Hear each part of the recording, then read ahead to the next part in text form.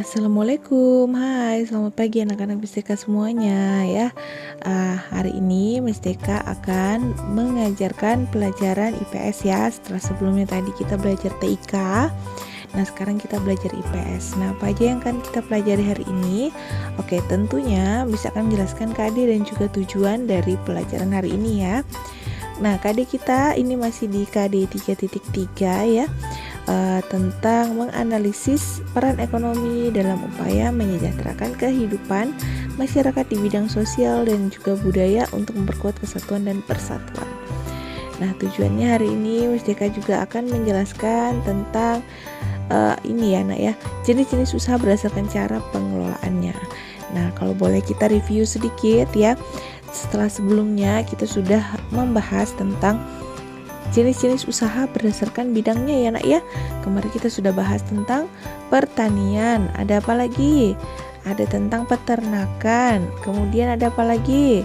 Iya, ada perkebunan, bagus.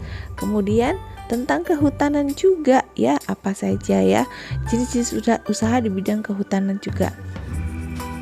Kemudian ada perikanan ya, kemudian ada juga jenis usaha pertambangan, kemudian ada jenis usaha perindustrian, kemudian ada juga perdagangan, dan ada juga yang terakhir ya jasa ya.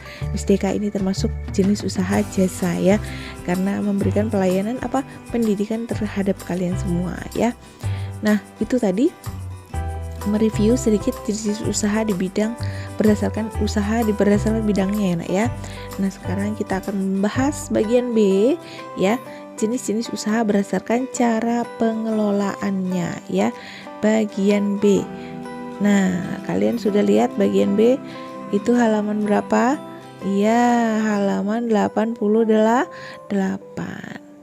Oke, kita akan bahas tentang di sini ada dua yang akan dijelaskan ya nak, yaitu usaha perseorangan dan juga ada usaha kelompok. Apa aja yang termasuk usaha perseorangan dan juga usaha kelompok? Mari kita bahas satu persatu. Nah, sudah siap dengan bukumu di halaman 88? Oke, cepat buka ya nak ya. Oke, kalau sudah, oke, itu di situ ada bagian B ya. Jenis-jenis usaha berdasarkan cara pengelolaannya. Nah, suatu kegiatan usaha ya yang harus dikelola dengan baik agar dapat memberikan hasil yang juga maksimal. Nah, kegiatan usaha yang ada di masyarakat ini biasanya ya itu dikelola oleh ada yang perseorangan atau ada juga yang kelompok ya. Jadi dia nggak usaha sendiri ya, tapi sama orang itu juga ada. Nah, orang lain ada juga yang memang dikelola sendiri ya. Apa sih Miss perbedaannya antara kedua jenis usaha tersebut? Ada perbedaannya nak ya, dari kata-katanya saja sudah beda. Dan sebenarnya sudah kalian bisa bayangkan bahwa usaha perseorangan ya dengan usaha kelompok ya. Perseorangan ya biasanya orang sendiri ya, satu orang gitu ya. Kalau kelompok biasanya bersama orang lain ya. Nah itu dia. Oke, kita bahas yang nomor 1 dulu, yaitu usaha perseorangan. Siapa yang tahu usaha perseorangan ini apa? Iya, usaha perseorangan ini biasanya dimiliki oleh satu orang. Nah, pemilik usaha juga merupakan pengelola usaha ya. Karena dimiliki oleh satu orang, ya pemilik usahanya itu ya yang ngelola gitu ya. Karena cuman satu aja ya. Nah, usaha perseorangan ini biasanya memiliki yang namanya kelebihan dan juga ada kekurangannya juga ya.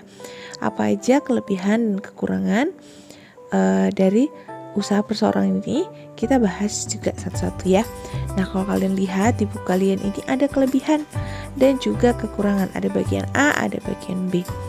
Kita bahas kelebihannya dulu ya. Dimana kelebihan usaha perseorangan ini apa?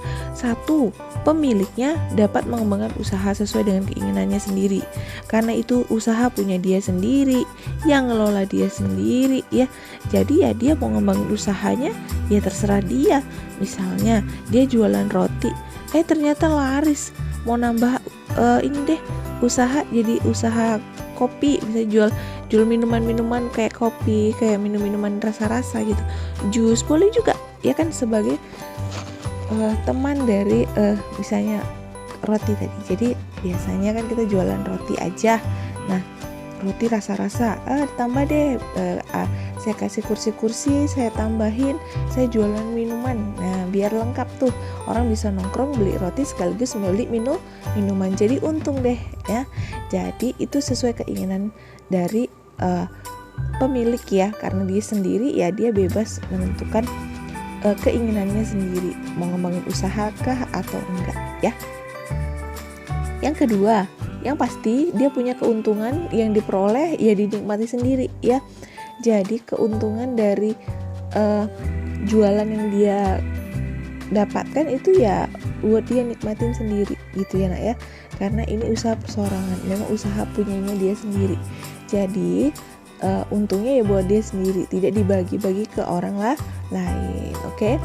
Kemudian yang ketiga, pengambilan keputusan dapat dilakukan dengan cepat karena itu usaha punya dia sendiri. Jadi apapun keputusannya dia akan dengan gampang gitu ya mengambil keputusan itu sendiri ya. Jadi juga keputusannya cepat diambil karena nggak perlu persetujuan orang lain. Oke. Nah itu tadi kelebihan. Bagian B kita akan bahas tentang kekurangan usaha perseorangan. Nah di kekurangan usaha perseorangan ini, yang pertama apa kekurangannya? Yang pastinya modal dan kemampuannya terbatas ya, karena dia sendiri jelas modalnya ya, dia akan kesulitan cari modal gitu loh, karena ya sendiri susah gitu ya. Kemudian kemampuannya juga akan terbatas ya, jadi mungkin dia nggak pandai manajemen, cuman pandai jualan gitu ya, itu terbatas karena dia cuma sendiri. Kemudian yang kedua, kreativitas usaha terbatas ya.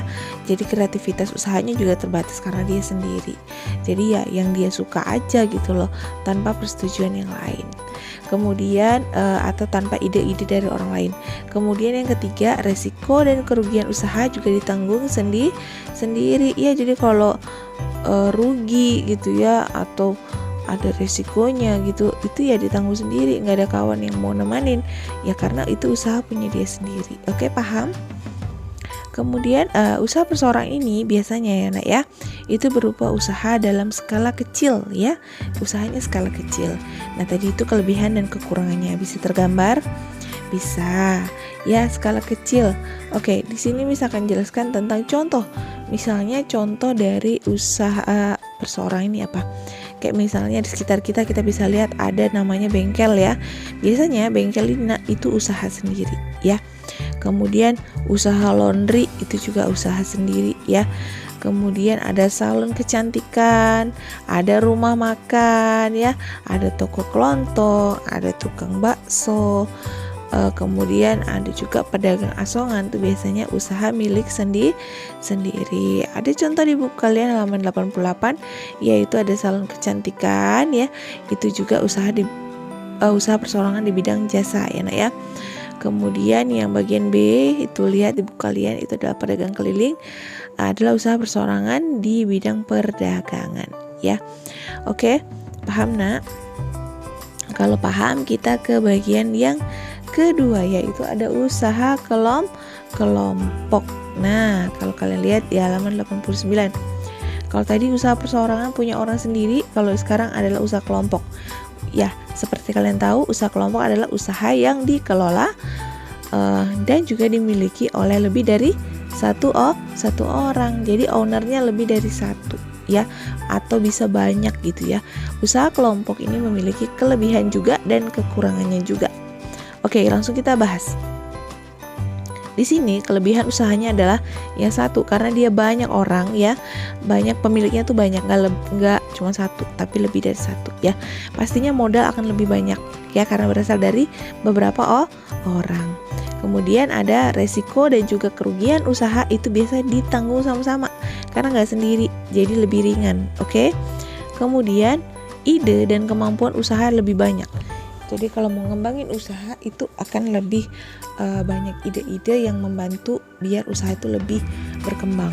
Oke. Yang kedua ada Yang ke bagian B itu ada kekurangan. Nah, setelah kelebihan tadi, banyak ya kelebihannya ya. Ada juga kekurangannya. Apa? Yang pertama, pengambilan keputusan harus sesuai dengan kesepakatan bersama. Kalau ada apa-apa nak, itu pengambilan keputusannya agak lama. Karena apa? Karena harus menunggu persetujuan dari kawan-kawannya ya, atau owner-owner lain. Kemudian yang kedua, keuntungan dibagi dengan pemilik modal lainnya. Kalau kalian untung dari usaha tersebut harus dibagi sama semua ownernya, nggak bisa kamu miliki sendiri. Jadi keuntungannya jadi lebih kecil ya, karena harus dibagi-bagi. Kemudian yang ketiga, kelangsungan usaha tidak menentu. Karena apa? Rawan perbedaan pendapat antar pemilik modal. Nih resikonya ya, kalau misalnya kalian usaha kelompok tuh kalau nggak cocok ya itulah nanti jadi kayak apa ya, debat gitu sama kawan antar pemilik modal gitu ya. Nah itu yang nggak bagus atau kekurangan dari usaha kelompok tersebut. Nah kemudian di sini juga ada contoh usaha kelompok ya. Paham ya nak ya? Ada yang mau bertanya nggak? Nanti kalau udah bertanya japri ke Miss Deka aja ya, disimpan pertanyaannya ya, atau mau sama guru pendamping juga boleh kalau misalnya berkenan untuk menjawabnya ya. Oke. Misalkan lanjut di sini contoh-contoh usaha kelompok ya. Yang pertama itu ada CV. Sering dengar kata CV? Ya, itu namanya persekutuan komanditer ya, atau komanditer Vennootschap ya. Nah di sini CV ini didirikan oleh siapa? Oleh beberapa orang. Anggota CV adalah yang menjadi anggota aktif, yaitu anggota yang menanamkan modal dan sekaligus menjalankan kegiatan usaha tersebut ya. Dan anggota ini juga ada anggota pasif. Anggota pasif itu siapa? Anggota pasif adalah anggota yang hanya menanamkan modal. Nah, kalau di CV ini ada loh anggota ya yang nanamin modal ya, yang punya modal juga tapi juga menjalankan kegiatan tersebut. Itu anggota aktif. Tapi ada juga anggota pasif di mana dia cuma ngasih modal. Nih aku kasih modal aja lah, aku nggak mau jalaninnya, kamu aja yang jalanin. Nah, itu ada juga yang seperti itu ya. Nah, ini untuk CV. Jadi CV ini didirikan oleh beberapa orang ya. Ciri khasnya ada anggota aktif dan juga ada anggota pasif. Oke, selanjutnya yang kedua ada firma atau FA. Nah, firma ini didirikan oleh 2 orang juga atau lebih ya. Pada umumnya para pendiri firma adalah anggota-anggota yang sudah mengenal dan saling percaya ya. Firma ini biasanya dijalankan oleh para anggotanya. Setiap anggota ini dapat bertindak atas nama firma. Nah, maju mundurnya firma ini biasanya ditanggung bersama ya. Resiko tindakan seorang anggota firma juga ditanggung bersama. Misal, jika salah satu anggota mempunyai utang atas nama firma kepada pihak lain, maka utang tersebut ditanggung bersama-sama oleh seluruh anggota firma tersebut ya. Contoh firma adalah firma hukum ya. Sering nak dengar firma hukum? Nah ya, itu biasanya pendirinya ya orang-orang yang sudah saling kenal. Ayo kita buat usaha firma, yuk usaha firma hukum seperti itu. Dan saling percaya gitu ya. Tapi semua resikonya ya itulah ditanggung bersama-sama dengan teman-temannya ya. Oke, yang C itu ada perseroan terbatas atau PT. Ini sering juga dengar PT ya. Adalah perusahaan yang didirikan oleh 2 orang atau lebih ya. Modal PT ini berasal dari penjualan saham ya nak ya. Nah, saham adalah surat berharga. Apa nak saham nak? Surat berharga yang menjadi apa? Menjadi bukti kepemilikan perusahaan. Nah, saham ini nak itu dapat diperjualbelikan ya kepada orang lain. Nah, jadi saham ini bisa diperjualbelikan. Kalau kalian tahu ya, pemilik saham ini yang merupakan pemilik PT ini biasanya bertanggung jawab terhadap perusahaan secara terbatas. Artinya tanggung jawab hanya sebatas pada modal yang disetorkan. Nah, penyertaan modal ini dilakukan dengan cara apa? Dengan cara membeli saham yang dikeluarkan oleh perusahaan tersebut. Nah, keuntungan yang diperoleh oleh pemilik saham ini tergantung banyaknya saham yang dimiliki. Jika PT ini mempunyai utang nih, misalnya ya dia punya utang. Nah, ya jaminannya hanya apa? Kekayaan milik PT tersebut, ya. Jadi makanya kalau misalnya banyak kalian dengar di berita PT ini punya utang, ya udah habis PT-nya gitu, langsung ditarik bank atau ditarik apa gitu ya. Nah gitu ya.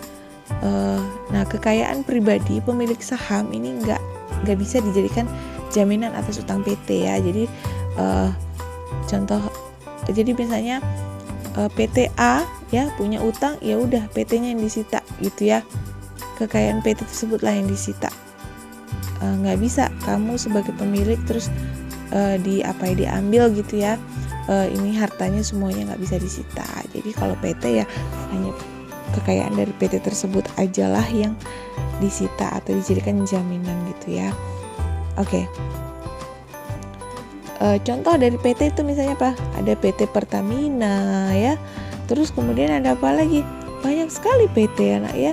Di Lagoy ada nak ya PT BRC yang sekarang kita sedang ada di sini ya. Ini termasuk PT juga ya. Kemudian ada contoh PT lagi, misalnya PT Gudang Garam. Kemudian ada apa ya? Banyak sekali PT ya nak ya, apalagi di Lobang itu banyak sekali ya nak ya PT-PT ya.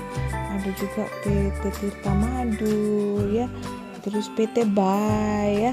Banyak sekali PT yang ada di contoh-contohnya ada di Bintan ini. Oke. Nah, itu tadi PT ya nak ya. Kemudian yang terakhir itu ada koperasi ya nak ya. Ini koperasi adalah bentuk usaha bersama yang beranggotakan perseorangan atau badan hukum atas asas kekeluargaan. Nah, koperasi ini didirikan oleh sekelompok orang. Model koperasi ini berasal dari simpanan pokok dan juga ada simpanan wajib bagi para anggotanya. Nah, simpanan pokok ini biasanya dibayarkan pada awal menjadi anggota koperasi, sedangkan simpanan wajib ini dibayarkan setiap bulan. Nah, selain itu nak, modal juga bisa berasal dari pinjaman ya, baik dari anggota maupun dari bank. Koperasi ini biasanya bertujuan untuk meningkatkan kesejahteraan anggotanya. Selain itu, koperasi juga bertujuan untuk ikut membangun namanya tatanan perekonomian nasional dalam rangka mewujudkan masyarakat yang maju, adil dan makmur ya. Oke. Rapat anggota merupakan pemegang kekuasaan tertinggi dalam koperasi. Rapat anggota berhak meminta keterangan dan pertanggungjawaban pengurus dan juga pengawas mengenai pengelolaan koperasi ya. Rapat anggota biasanya diadakan paling sedikit sekali dalam setahun. Contoh koperasi apa aja? Misalnya ada koperasi unit desa atau KUD, ada koperasi pegawai negeri, ada koperasi serba usaha, ada juga koperasi sekolah. Nah, next mungkin kita akan mengadakan koperasi sekolah. Jadi kita bisa belajar di sana ya. Nah, kalau sekarang belum ya nak ya. Koperasi sekolah ini biasanya menyediakan apa? Alat-alat perlengkapan sekolah seperti buku, pensil, pulpen, penggaris dan lain-lain ya. Biasanya dikelola oleh guru dan juga bekerjasama dengan anak murid ya. Nah, seperti itu. Nah, itu tadi nak penjelasan Musteka tentang usaha kelompok dan juga usaha perseorangan. Lengkap banget ya. Nah, pasti kalian juga paham ya dengan apa yang Miss jelaskan. Oke. Nah, nanti kalau ada pertanyaan japri aja ya nak ya. Oke. Sekian penjelasan dari Miss Teka. Semoga penjelasan bisa memberikan kalian pengetahuan dan kalian mendapatkan manfaat dari apa yang dijelaskan hari ini. Oke. Terima kasih sudah menonton video dari Miss Teka. Semangat belajar terus ya. Sampai jumpa. Bye bye.